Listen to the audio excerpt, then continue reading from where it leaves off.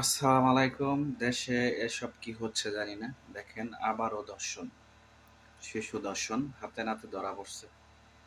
আসলে এগুলা দেখে নিজেরেও কন্ট্রোল করতে পারি না, ভালো লাগে না। বাংলাদেশের কি হচ্ছে এসব?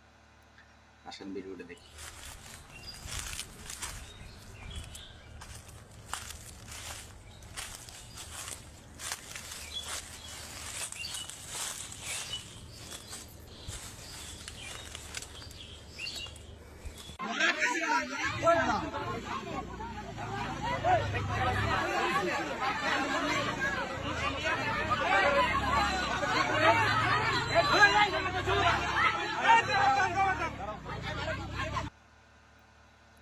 দেখতেই পাইলেন কি একটা অবস্থা।